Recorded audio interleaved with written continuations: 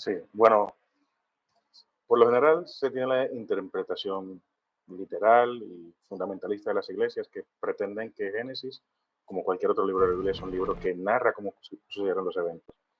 Pero, o sea, basta con leerlo detenidamente para darse cuenta de que esto no tiene sentido de que sea así. En primer lugar, porque tenemos relatos parecidos a este. Eso que decías, sí, la Biblia, vamos a decir, es inspirada, pero en un contexto geográfico y temporal específico, donde habían personas que tenían ideas parecidas, de donde se toman esta, se ilustran para crear un desarrollo en un contexto en particular, que sería el contexto ciero-cananeo o cananita. Bien, en este sentido, aún se crea que es inspirado o no, la Biblia tiene sus paralelos, o la Biblia tiene ideas que existían ya en el contexto inmediato en la que está narrando el autor. Por eso se hablan de lugares como el río Éufrates o el Tigris. Es un lugar que se puede ubicar geográficamente. Entonces, podemos resumir aquí que los escritores bíblicos son humanos y escriben desde su humanidad en un contexto particular.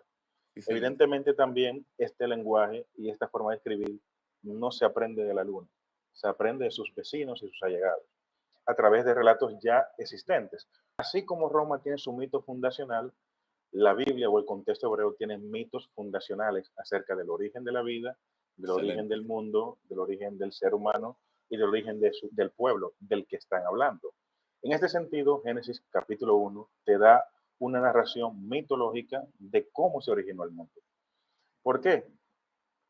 Bueno, los egipcios, los sumerios, los babilónicos tienen también sus relatos de cómo se originó el mundo. Por ejemplo, los sumerios tienen el relato del Enuma Elish, que describe primero la organización de los dioses, cómo Marduk se entroniza como dios supremo. A partir de una pelea que tiene con Tiamat, se le empieza a llamar señor. Y Mm. Marduk crea el mundo. La creación el mundo, en la versión sumeria del Enuma Elish, te menciona los ríos Éufrates, el Tigris, Espérate, el río. estás hablando que ojo con esto, que en Uh-huh, Enuma Elish se menciona el Tigris y el Éufrates. sí. Mira qué Por ejemplo, interesante. te dice ahí que a través, en el poema La creación, Enuma Elish, el versículo 55, a través de los ojos de Tiamat, hizo fluir el Éufrates y Uf, al Tigris, y obstruyó después los orificios de la nariz y reprimió las aguas altas y creó las montañas. Es decir, vemos no solamente que hay una narración de una creación, sino que comparte los mismos ríos de Génesis capítulo 2. ¿Por qué?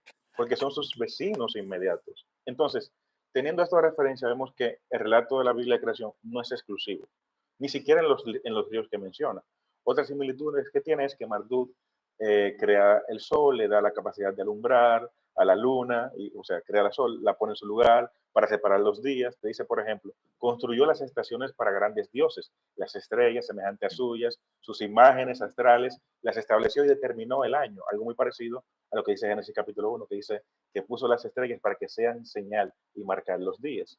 brutal. Entonces, de ahí podemos, sin ampliar un poquito más, entender que no es exclusivo de la Biblia.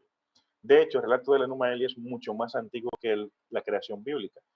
Para los conservadores, la Biblia se escribe, o Génesis se empieza a escribir a partir del año 1300 antes de Cristo, que es donde se entiende que vivió Moisés. Sin embargo, el Enuma Elish, su redacción primera, está entre el 2500 y 2600 antes de Cristo, es decir, que le llevan unos 1200 años a la creación Y bíblica. en caracteres cuneiforme, importante eso. También, que fue uno de los, ya se creía que era el primero, pero ahora sabemos que no, que había más idiomas, pero uno de los Claro. primeros idiomas de los que tenemos registro.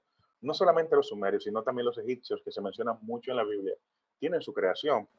Claro. El dios Amun crea Amunra, Amunra.